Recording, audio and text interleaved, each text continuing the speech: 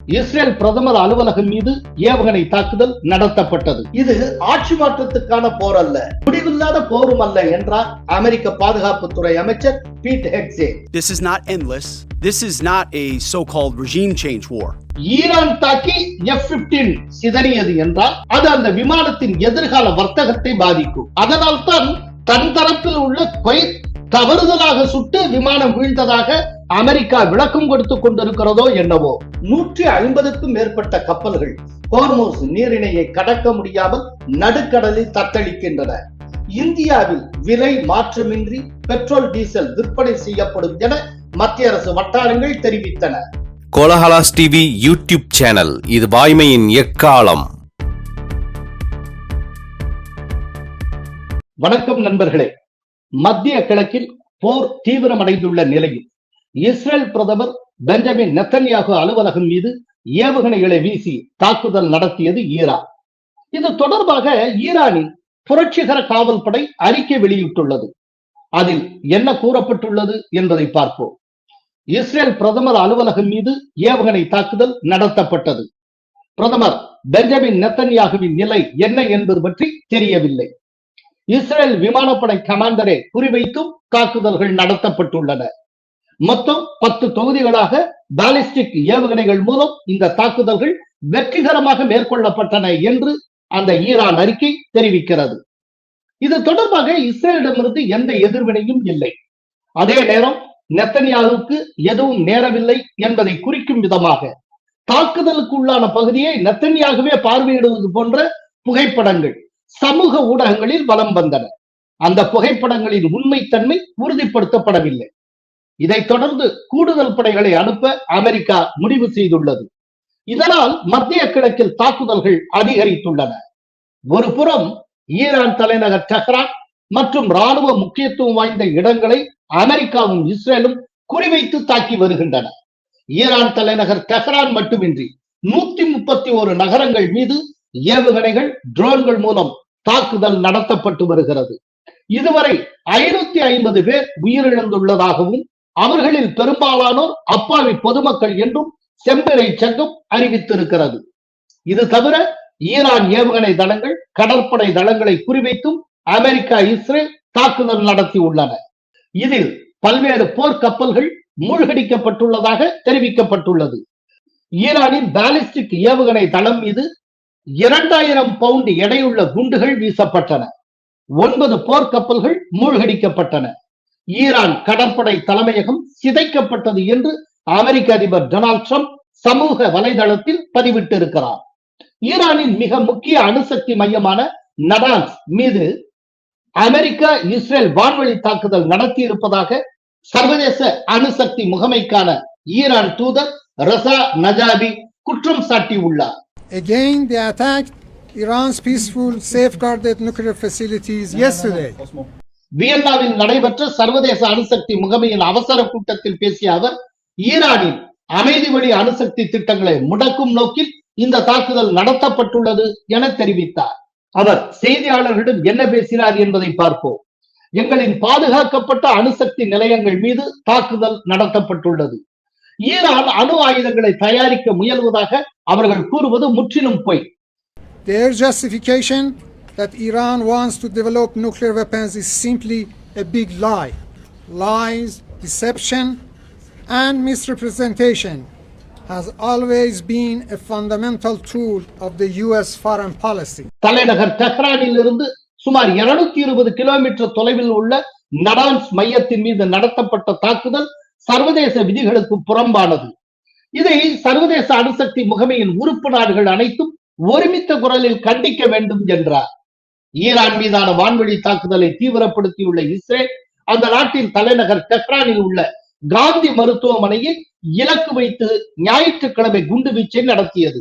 America, Israel படைகள் இணைந்து நடத்தி வரும் இந்த ராணுவ நடவடிக்கையில் ராணுவ நிலைகள் மற்றும் அணுசக்தி மையங்களை மட்டுமே தாக்கி வருவதாக கூறி வந்த நிலையில் பொதுமக்கள் சிகிச்சை பெறும் மருத்துவமனை மீதான தாக்குதல் கடும் கண்டனத்தை எழுப்பியுள்ளது. இந்திய தேசப்பிதா மகாத்மா காந்தியின் அமைதி கொள்கை மீது கொண்ட ஈர்ப்பால் ஈரான் மருத்துவர்கள் குழுவால் காந்தி ஹோட்டல் மருத்துவமனை என பெயரிடப்பட்ட இந்த வளாகம் தற்போது போர்க்களமாக மாறியுள்ளது. குண்டு வீச்சால் மருத்துவமனை கட்டடத்தின் ஒரு பகுதி மிக மோசமாக சேதமடைந்தது. நோயாளிகள் வெளியேற்றப்பட்டுள்ளனர். சிகிச்சையில் இருந்த பச்சிளம் குழந்தைகளை செவிலியர்கள் பாதுகாப்பான இடங்களுக்கு தூக்கிச் செல்லும் காட்சிகள் வெளியாகி உள்ளன. இந்த தாக்குதலுக்கு கண்டனம் தெரிவித்துள்ள உலக சுகாதார அமைப்பு சுகாதாரம் ஒருபோதும் இலக்காக கூடாது என்று வலியுறுத்தி உள்ளது. ஈரான் மீது தாக்குதலை தீவிரப்படுத்த மத்திய கிழக்கு பிராந்தியத்தில் கூடுதல் படைகளை அனுப்ப இருப்பதாக அமெரிக்கா அறிவித்திருக்கிறது. அமெரிக்காவின் தாக்குதல் அடுத்த 2 முதல் 6 வாரங்கள் வரை நீடிக்க வாய்ப்புள்ளதாகவும் இறுதி முடிவை அதிபர் டிரம்ப் மேற்கொள்வார் என்றும் அந்நாட்டு பாதுகாப்புத்துறை கூறியுள்ளது. ஈரானுக்கு எதிராக அமெரிக்காவுடன் கைகோக்க தயாராக இருப்பதாக பிரிட்டன், ஜெர்மனி, பிரான்ஸ் ஆகிய நாடுகள் தெரிவித்துள்ளன. மறுபுறம் இஸ்ரேல் மட்டுமின்றி சவுதி அரேபியா, குவைத், ஐக்கிய அரபு அமீரகத்தில் உள்ள ராணுவ தளங்கள், அமெரிக்க தளங்கள், விமான நிலையங்கள், முக்கிய நகரங்கள், எண்ணெய் கிணறுகளை குறிவைத்து தாக்கி வருகிறது ஈரான். குவைத்தில் உள்ள அமெரிக்க தூதரகம் மீது திங்கட்கிழமை ஏவுகணை தாக்குதல் நடத்தப்பட்டது. அங்கிருந்த கட்டடங்கள் சேதமடைந்தன. அங்கு பணியாற்றி வந்த அமெரிக்க அதிகாரிகள் பாதுகாப்பான இடத்துக்கு அனுப்பி வைக்கப்பட்டனர். ஈராக் தலைநகர் பாக்தாத் விமான நிலையத்தில் நிலை கொண்டிருந்த அமெரிக்க படையினர் மீதும், மத்திய தரைக்கடல் பகுதியில் இருக்கக்கூடிய தீவு நாடான சைப்ரஸில் உள்ள பிரிட்டன் ராணுவ தளத்தின் மீதும் ஈரான் ஏவுகணை தாக்குதல் நடத்தியது. இதனை சைப்ரஸ் உறுதி செய்திருக்கிறது. சவுதி அரேபியா மற்றும் குவைத்தில் உள்ள சில எண்ணெய் சுத்திகரிப்பு நிலையங்களையும் ஈரான் ட்ரோன்கள் மூலம் தாக்கியது. இதனால் மிக முக்கியமான சுத்திகரிப்பு நிலையமான சவுதி அரேபியாவின் ராஸ் தனூராவில் உற்பத்தி நிறுத்தப்பட்டுள்ளது. இது தவிர சில எண்ணெய் கப்பல்களையும் ஈரான் ட்ரோன்கள் மூலம் பதம் பார்த்துள்ளது. ஓமன் நாட்டின் மஸ்கட் கடலோர பகுதியில் வெடிப்பொருட்கள் நிரப்பப்பட்ட ஆளில்லா படகு மோதி எண்ணெய் கப்பல் விபத்துக்கு உள்ளானதில் இந்திய மாலுமி உயிரிழந்தார். அந்த கப்பலில் இருந்த மற்ற 21 ஊழியர்கள் பாதுகாப்பாக மீட்கப்பட்டனர். மீட்கப்பட்டவர்களில் 16 பேர் இந்தியர்கள், 4 பேர் வங்கதேசத்தவர்கள், ஒருவர் உக்ரைன் நாட்டை சேர்ந்தவர். ஹிஸ்புல்லா உள்பட ஈரான் ஆதரவு பயங்கரவாத அமைப்புகளும் தாக்குதலில் இறங்கி உள்ளன. ஹிஸ்புல்லா அமைப்பினர் இஸ்ரேலை குறிவைத்து ஏவுகணை தாக்குதல் தொடுத்துள்ளனர். அயத்துல்லா அலி கமேனியின் கொலைக்கு பழிவாங்கும் நடவடிக்கையாக இஸ்ரேல் மீது தாக்குதல் நடத்தியதாக ஹிஸ்புல்லா அறிவித்திருக்கிறது. திங்கட்கிழமை அதிகாலை எல்லை தாண்டி வந்த ஏவுகணைகளில் ஒன்றை இஸ்ரேல் ராணுவம் நடுவானிலேயே அழித்தது. மற்ற ஏவுகணைகள் ஆள் நடமாட்டமில்லாத பகுதிகளில் விழுந்ததால் இஸ்ரேல் தரப்பில் உயிரிழப்புகள் ஏதும் ஏற்படவில்லை. இதைத் தொடர்ந்து லெபனான் தலைநகர் பெய்ரூட் மற்றும் தெற்கு லெபனான் பகுதிகளை குறிவைத்து இஸ்ரேல் பதில் தாக்குதல் நடத்தியது. இந்த நெருக்கடி சூழலுக்கு காரணமான ஹிஸ்புல்லாவுக்கு லெபனான் அரசு கடும் கண்டனம் தெரிவித்திருக்கிறது.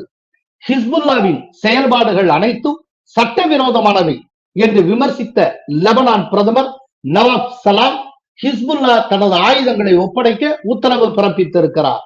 போர் முடிவுகளை எடுக்கும் அதிகாரம் அரசுக்கு மட்டுமே உண்டு என்ற அவர் லெபனான் எல்லையிலிருந்து ஏவுகணைகள் அல்லது ட்ரோன்கள் ஏவுபவர்களை கைது செய்யவும் உத்தரவிட்டார். இனி ஹிஸ்புல்லா ஒரு அரசியல் இயக்கமாக மட்டுமே செயல்பட வேண்டும், ராணுவ நடவடிக்கைகளில் ஈடுபடக்கூடாது என்று லெபனான் அரசு எச்சரித்துள்ளது. ஈரான் தாக்குதலில் இஸ்ரேலில் 13 பேரும், லெபனானின் ஹிஸ்புல்லா அமைப்பினரை குறிவைத்து இஸ்ரேல் நடத்திய தாக்குதலில் 31 பேரும் கொல்லப்பட்டனர். 140க்கும் மேற்பட்டோர் காயமடைந்துள்ளனர். குவைத்தில் அமெரிக்காவின் F-15 ரக போர் விமானங்கள் வெடித்து சிதறின.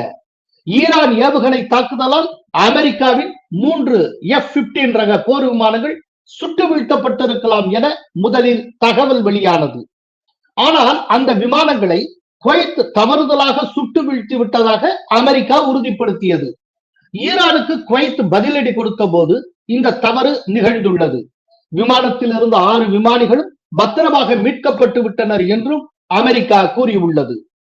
ஆனால் இந்த விளக்கத்தில் ஒரு சந்தேகம் உள்ளது. ஈரான் தாக்கி F-15 சிதறியது என்றால் அது அந்த விமானத்தின் எதிர்கால வர்த்தகத்தை பாதிக்கும். அதனால்தான் தன் தரப்பில் உள்ள குவைத் தவறுதலாக சுட்டு விமானம் வீழ்ந்ததாக அமெரிக்கா விளக்கம் கொடுத்துக் கொண்டிருக்கிறதோ என்னவோ. வளைகுடா நாடுகள் மீது தாக்குதல் நடத்தி வரும் ஈரானுக்கு வளைகுடா ஒத்துழைப்பு கவுன்சில் கடும் கண்டனம் தெரிவித்துள்ளது. அமெரிக்கா இஸ்ரேல் கூட்டு தாக்குதலுக்கு பதிலடியாக இஸ்ரேல் மற்றும் வளைகுடா நாடுகளில் உள்ள அமெரிக்க ராணுவ தளங்களை ஈரான் தாக்கி வருகிறது. இந்நிலையில் ஐசிசி அவசர கூட்டம் காணொளி மூலம் நடைபெற்றது. இந்த கூட்டத்தில் ஐக்கிய அரபு அமீரகம், Bahrain, Saudi Arabia, Qatar, Kuwait உள்ளிட்ட நாடுகள் மீது நடத்தப்பட்டு வரும் ஈரானின் தாக்குதல் குறித்து விவாதிக்கப்பட்டது. அப்போது ஈரானின் தாக்குதலுக்கு கடும் கண்டனம் தெரிவிக்கப்பட்டது. இந்த தாக்குதல்களுக்கு எதிராக ஒன்றுபட்டு நிற்கவும் தங்கள் இறையாண்மையை காக்கவும் ஐசிசி நாடுகளுக்கு உரிமை உள்ளது. தங்கள் பாதுகாப்பு, ஸ்திரத்தன்மை, குடிமக்களை பாதுகாக்க பதில் தாக்குதல் நடத்துவது உள்ளிட்ட தேவையான அனைத்து நடவடிக்கைகளையும் எடுக்க முடிவு செய்யப்பட்டது. ஈரானுக்கு எதிரான தாக்குதலுக்கு ஐசிசி நாடுகளின் தளங்கள் பயன்படுத்தப்படக்கூடாது என்பதை உறுதி செய்தும் ஐசிசி நாடுகளின் சிவில் மற்றும் குடியிருப்புகளை குறிவைத்து ராணுவ நடவடிக்கையில் ஈரான் தொடர்ந்து ஈடுபட்டு வருகிறது. இந்த தாக்குதலை ஈரான் உடனடியாக நிறுத்த வேண்டும் என்று கூட்டத்தில் வலியுறுத்தப்பட்டது. மத்திய கிழக்கின் போர் பதற்றத்தால் கப்பல் போக்குவரத்தில் பாதிப்பு ஏற்பட்டு கச்சா எண்ணெய் விலை எகிரும் என்று எதிர்பார்க்கப்படுகிறது. உலகின் மிக முக்கிய எண்ணெய் போக்குவரத்து பாதையான ஹோர்முஸ் நீரிணையில் கப்பல் போக்குவரத்து பாதிக்கப்பட்டுள்ளது. இதனால் சர்வதேச சந்தையில் கச்சா எண்ணெய் விலை திங்கட்கிழமை அதிரடியாக உயர்ந்தது. சவுதி அரேபியாவின் தம்மாம் பகுதியில் உள்ள ராஸ் தனுரா எண்ணெய் சுத்திகரிப்பு நிலையம் தற்காலிகமாக மூடப்பட்டுள்ளது. சவுதி அரேபியா, குவைத், ஐக்கிய அரபு அமீரகம் ஆகிய நாடுகளில் இருந்து எரிபொருள் ஏற்றி வந்த 150க்கும் மேற்பட்ட கப்பல்கள் ஹோர்முஸ் நீரிணையை கடக்க முடியாமல் நடுக்கடலில் தத்தளிக்கின்றன. உலகின் 20% எண்ணெய் தேவையை பூர்த்தி செய்யும் இந்த பகுதியில் செயற்கைக்கோள் வழிகாட்டி அமைப்புகள் செயலிழந்து விட்டதால் கப்பல்கள் பயணிக்க அஞ்சுகின்றன. மேலும் வளைகுடா பகுதிக்கு வரும் கப்பல்களுக்கான போர்க்கால இடர் காப்பீட்டை சர்வதேச காப்பீட்டு நிறுவனங்கள் ரத்து செய்து விட்டன. இது மார்ச் 5 முதல் அமலுக்கு வருகிறது. இதன் எதிரொலியாக சர்வதேச சந்தையில் கச்சா எண்ணெய் விலை திங்கட்கிழமை ஒரே நாளில் 7% மேல் அதிகரித்தது. அமெரிக்க கச்சா எண்ணெய் விலை 7.4% அதிகரித்து ஒரு பீப்பா $71.97 பிரெட்டா கச்சா எண்ணெய் விலை 7.7% அதிகரித்து $78.46 வர்த்தகமானது.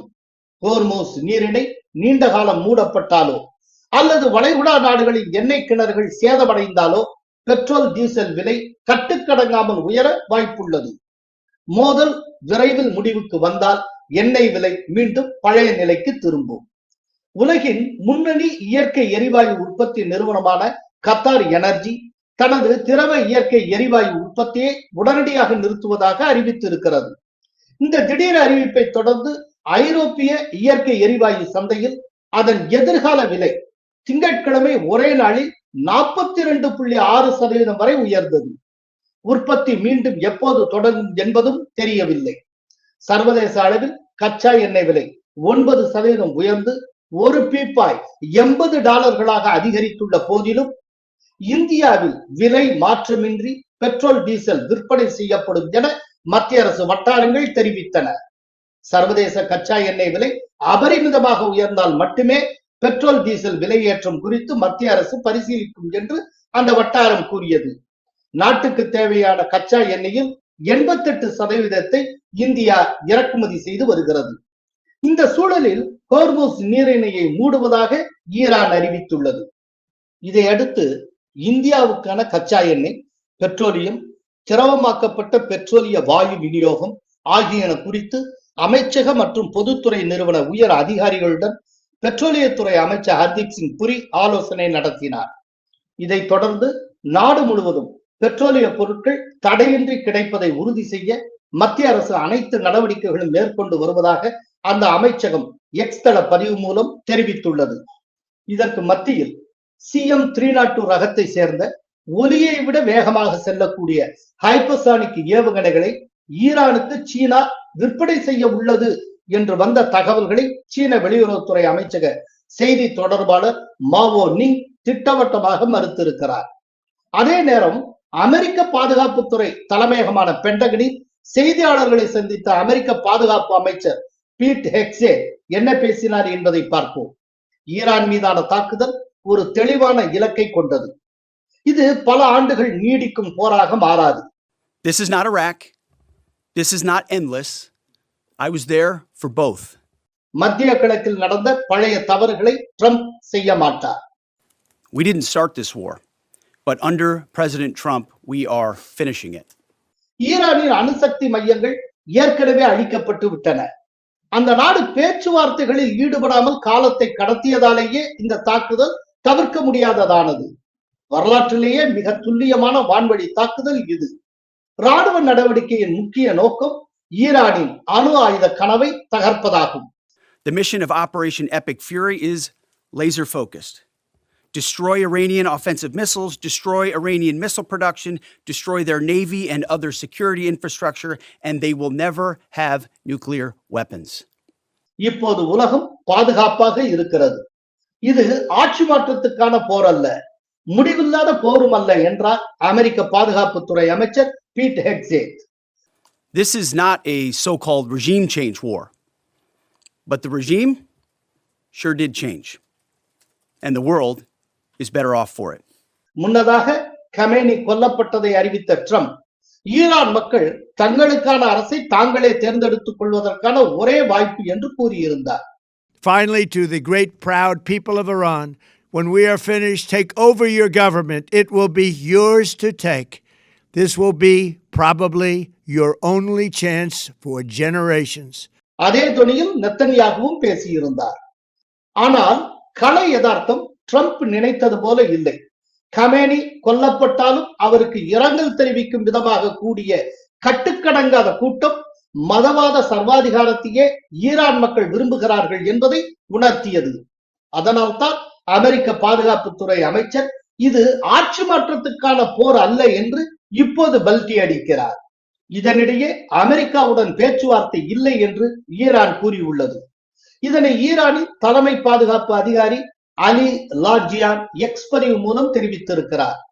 முன்னதாக பேச்சுவார்த்தைக்கு ஈரானின் புதிய தலைமை தயாராக இருப்பதாகவும் தானும் அதற்கு ஒப்புக்கொண்டிருப்பதாகவும் அமெரிக்க அதிபர் ட்ரம்ப் கூறியிருந்தார். மத்திய கிழக்கு பதற்றம் விரைவில் முடிவுக்கு வருவது உலகுக்கு நல்லது. இல்லையே பெட்ரோல் டீசல் விலை உயர்வுக்கும் அதைத் தொடர்ந்து அத்தியாவசிய பண்டங்கள் விலை உயர்வுக்கும் வழி ஏற்பட்டுவிடும். இது உலகளாவிய பணவீக்கத்தை உருவாக்கும். நன்றி, வணக்கம். கோலஹலாஸ் டிவி யூடியூப் சேனல், இது வாய்மையின் எக்காலம்.